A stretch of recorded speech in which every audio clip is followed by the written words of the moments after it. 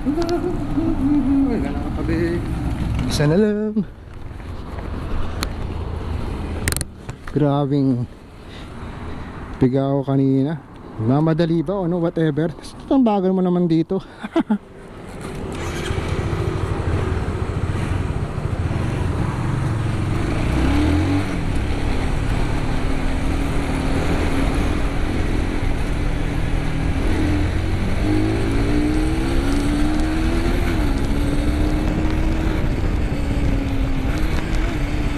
Woo! Grabe mapigaan yan. Ang lakas.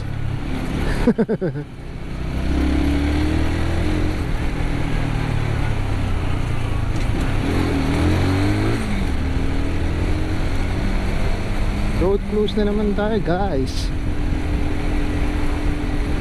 Hindi under A1. Dito na lang. Traffic lagi dyan. Pero dapat tamang takbo lang tayo dito. Pwede man ako kumain ng banda doon sa kabila. Tagos mo sa kabilang gate na. Dami rin tagusan dito guys. Yun lang talagang dapat tamang takbo ka lang. Hindi ka pwedeng magano. Tulad niya no. Mamadali kasi. Ingat naman guys.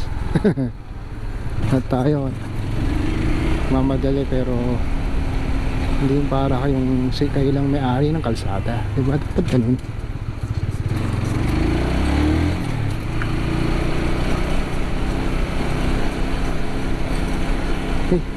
Kala si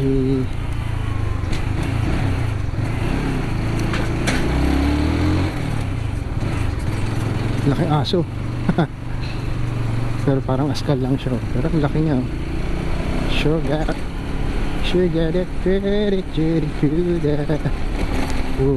Tagtag ng gulong ko. Sobrang tigas ng gulong sa likod. Hindi ko di pa painawan ko yun. May basag.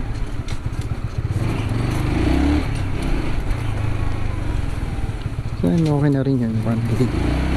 Kung pabayag. Pero kung hindi siya papayag, kung magkagawa.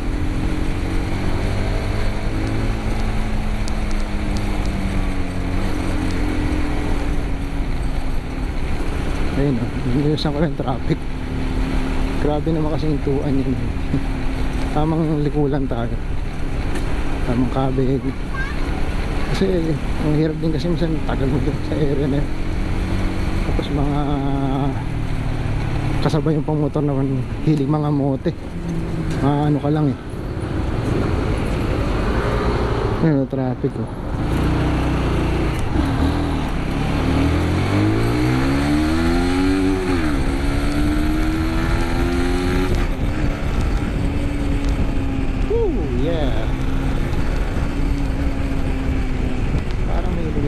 Mic ba yan? Grabe yung panahon ngayon, napakainit. Medyo ngayon naglaylo yung dilim kasi anong oras pa lang ngayon, malilim na. Akala ko nga kanina uulan eh. Pero ngayon medyo ano siya ngayon.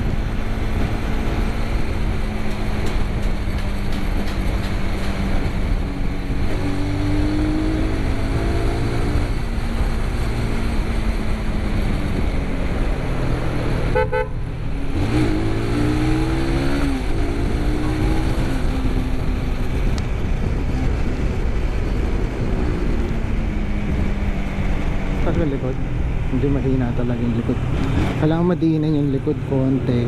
Pero yun, ito si long hair oh. Ay boy, dito lang tayo.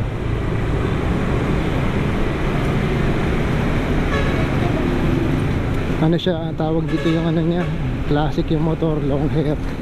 Parang sa mga renegade, mga long hair yung ano yung mga nagbumotor doon eh. Parang ano yan, signature ba, Harley Davidson, mga ganun, long hair yung mga nagmamaneho. Sa Amerika nga lang yun, pero yung ko dito consider din naman siguro na gayahin yung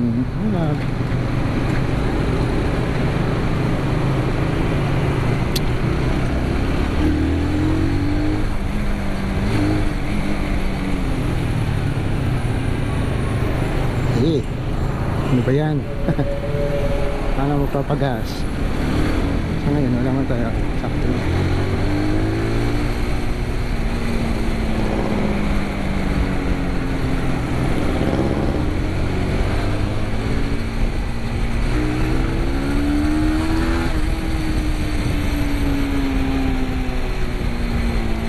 Maganda yung preno ko sa braking system ko sa harap.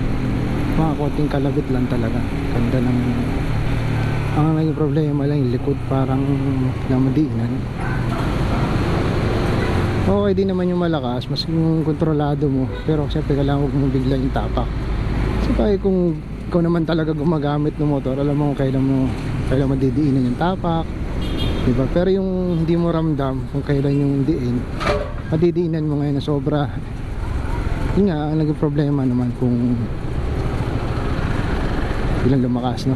Pwede ba yan? Pero parang sa tingin ko ano naman eh, siguro kapag ang kalsada lang naman yung madulas, malamang malakas yung preno nun. Tandaan porsyento yun. Nagbabago yung braking system ng isang motor kapag ka maulan. May tendency lumakas o may tendency rin siyang humina. Lalo pagka ang braking system mo ay naka rotor disc ka, nababasa.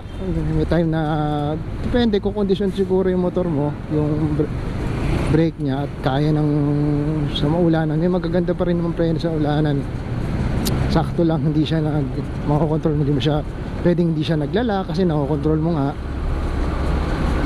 Kaya maganda rin yung mga yung mga nilabas ngayon ng motor na na combi brake, na tinatawag na ng combi brake, na kontrolado mo yung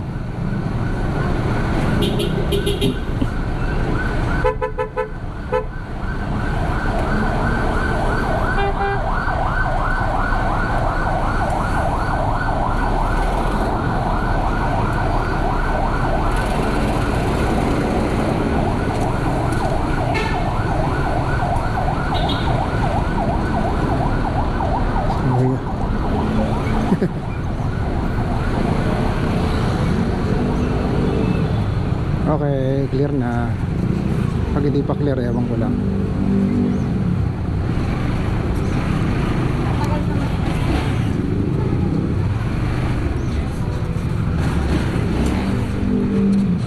Malapit na sa akin